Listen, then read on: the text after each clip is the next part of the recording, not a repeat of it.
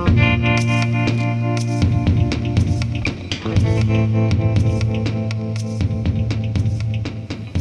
grew up in Colorado, born and raised there.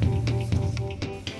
My dad's a cop, and my mom was pretty much a stay-at-home mom. So I've got one brother. I did most of my growing up in California. I was born in Colorado, moved to California when I was like 8. Lived there till I was 18, and then I moved back to Colorado. And I was there until I was 33-ish. Ish. Well, my folks got me into rehab when I was 21, and I just thought that I had a dependency issue on the drugs. I was so sick for so many years that the doctors actually thought I was gonna die.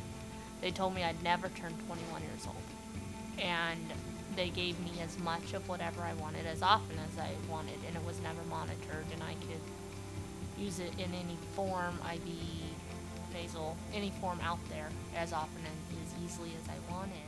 I always felt separate from everything, and then unfortunately at about like 13, I found drugs, and that made me feel a lot different. And there were people that I could connect with, because it seemed to me like the other people that didn't feel connected with anybody, they always felt a part or not a part of.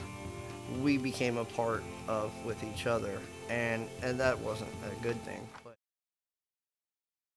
I had another situation in my life come up where it caused me to get into enough pain. And at that point, I surrendered. I told God, look, that's it. I'm done with this. And I got scared. I got really scared because I knew it was either change the way I was doing things and the way I was thinking, or I was going to die. Anyway, I went to a rehab, the Salvation Army. It's a church. And I didn't know that. I really didn't.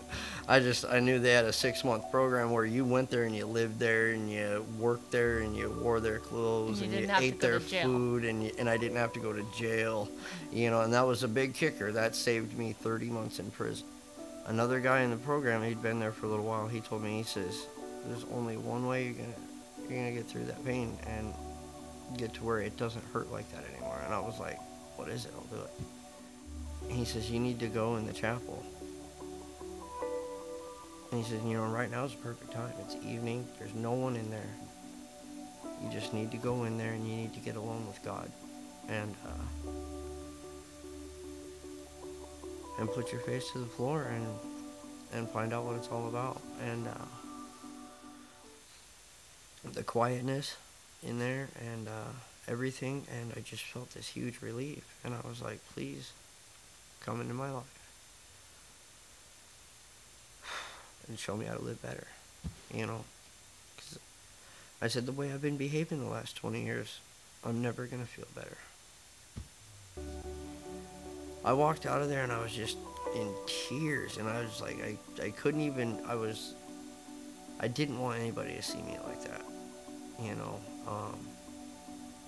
but instead of like going to my room, I went outside to that guy and I told him, I don't know what just happened in there, but it rocked, that was awesome.